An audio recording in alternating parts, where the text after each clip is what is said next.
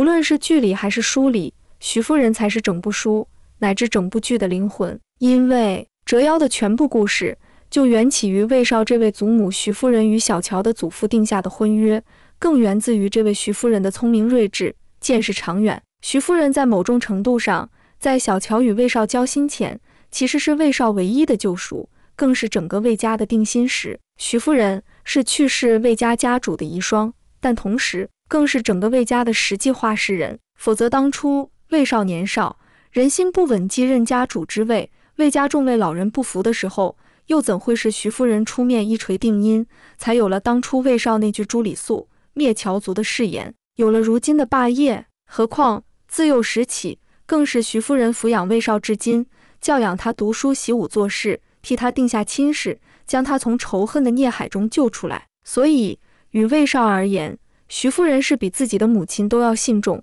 更为倚仗的人，是他人生的精神支柱。上一世的魏少当初之所以在继位后失去了控制，成了暴君，就是因为遏制他内心黑暗的最后一道心锁都没有了，这才彻底被仇恨湮灭，成了权力的傀儡。一个人在最需要依靠的被迫上阵搏杀，在最需要关爱的时候却要背负国仇家恨，让精神的痛苦走在没有成熟的身体里时，就不再会是一个人，而是承接仇恨的命运的容器。上一世的魏少正是在这样的情况下，即便是打赢了，还在不断征战，做事暴力，唯有在沙场上的时候才能获得一丝的平静，却最后因为没有仁爱的能力，而在失去自己的目标后失去生存的意义。魏少还没拿下新都，乔归就准备了后路。乔归派人向魏少的祖母提出联姻的想法，原以为这个提议一定会遭到徐太夫人的否定，毕竟当年要不是乔归失信拒绝支援，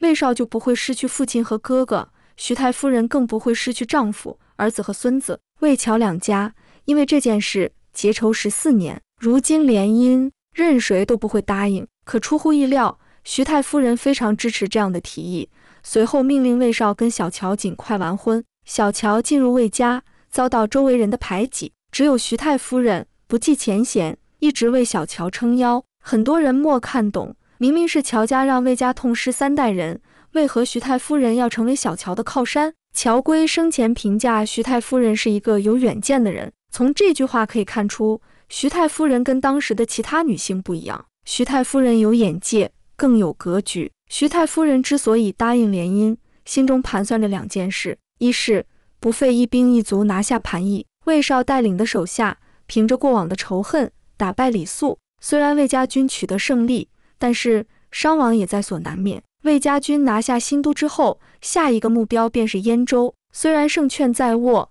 可损失依然存在。徐太夫人同意联姻，目的是为了让魏少明白，不是所有战争都得力敌，有些战绩可以智取，而智取的最大好处是既得到想要的效果，又没有人受伤。徐太夫人这是给魏少上了一课，好让他未来和其他人周旋时多一条思路。二是比起世代结仇，化解才是后人该做的事。乔归背信弃义，魏老将军是带着仇恨离世的，而魏家活着的人身上也背负住先人的遗憾和不甘存活着。魏少表面看上去英勇无比，可祖母却很清楚，他的内心很脆弱，因为放不下亲人的离开，魏少活着很刚直，内心缺少爱。而一个没有爱的主公，显然很难打理好魏国。只有让魏少放下过去的恩怨，才能让他成就一番霸业。既想要得到盘邑，又想化解魏少内心的仇恨。显然，只有乔家女能实现徐太夫人的想要的效果。也就是说，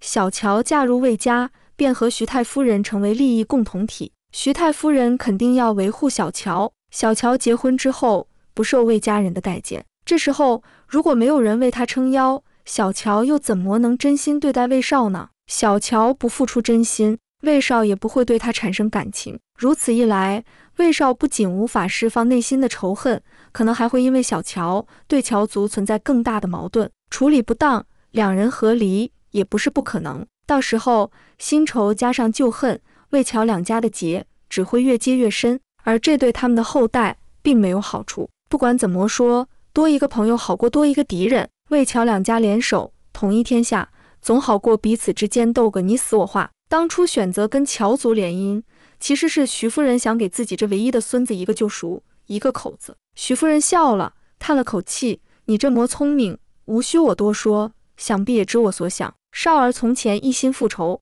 听不进劝，我总担忧他会被心魔所困，执念不解，这于他的一生未必是件幸事。他心中的最深执念，无不来源于少年时的伤父之痛，是以当初得知你乔家传信欲以婚姻求好，化解两家的怨隙，我又听闻乔女书至美名，再想到当年就是瞒，祖母并没你想的那么好，祖母当初便是存了这样的私心，做主让你嫁了过来。祖母那时候想，倘若乔女能以聪慧化去我孙儿戾气，结成良缘，我心愿自然达成；倘若不能，也只是牺牲乔家的一个女儿罢了。魏少一刀割掉宠妃苏娥皇的鼻子时，所有人都以为他是为祖母徐夫人报仇，直到小乔在徐夫人书房发现泛黄的信笺，才明白这场联姻藏着惊天秘密。当年徐夫人逼孙子娶仇家乔女，根本不是为化解两族恩怨，而是要用乔家女儿的血脉强行改造魏少骨子里的暴君基因。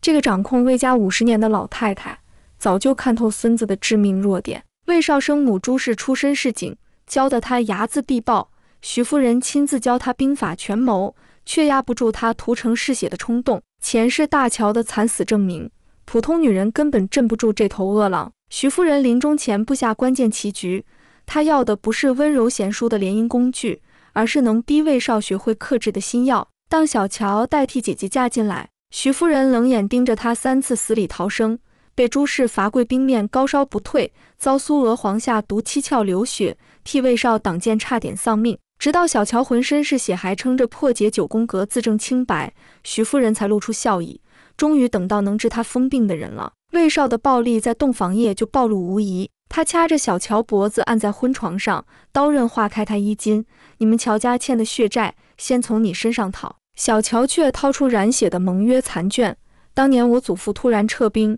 是因为你父亲屠了投降的3000战俘。这份盟约残卷揭开血色真相，当年魏少父亲为抢军功，把投降的李肃残部全部坑杀。乔归接到密报后紧急撤兵，魏少捏碎茶杯扎得满手血，你竟敢污蔑我父亲！小乔顶着脖梗血痕冷笑，去查徐夫人书房第3层暗格，看是你爹的军功册干净，还是我祖父的请罪折肮脏。徐夫人早料到会有这天，她故意留下关键证据，等小乔来撕开魏少的伤疤。魏家所谓的光辉战绩，是踩着无数冤魂堆起来的。当魏少看到父亲亲笔写的坑俘3万充作敌手记录，在祠堂跪了3天3夜，苏娥皇的悲剧更印证徐夫人的算计。这个号称女中诸葛的宠妃，到死都不懂自己输在哪。她给魏少下蛊，毒杀徐夫人，栽赃小乔，以为抓住男人心就能赢。可当他被按在刑架上，魏少亲手割他鼻子时说，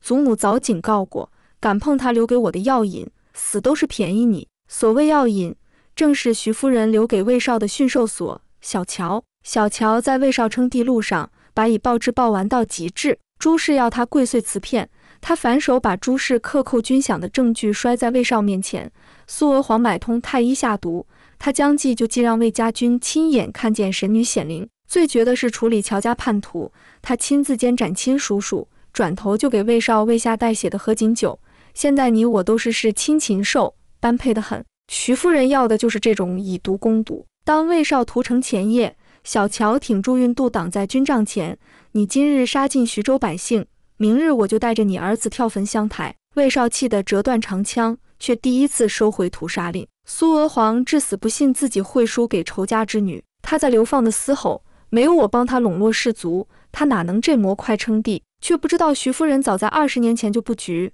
小乔母亲出身颍川中氏，她带来的80车嫁妆里藏着半块能调动天下儒生的吃虎玉诀。真正让魏少放下屠刀的是小乔生女儿那夜，产妇高烧说着胡话，别杀我弟弟，魏少求你。稳婆发现魏少把剑柄捏得裂纹遍布。当婴儿啼哭响起，这个屠过30城的暴君突然发抖，他梦里都在怕我。徐夫人棺材里的密信在此刻曝光，若他见孩子仍不悔改，就把匣中揪9刺他。落款是15年前的日期。魏少抱着女儿在棺前跪到天亮，终于对着小乔说了第一句人话，教我怎么做个父亲吧。这场持续20年的驯兽记，每一步都在徐夫人预料中。他看着小乔把魏少的暴力拆解重组，对敌人的狠辣变成对贪官的酷刑，战场杀气化作数边铁律。等史官写下文帝正起清明时，徐夫人牌位前的长明灯突然爆了个灯花。徐夫人做事从来都是全心全意为魏少去着想，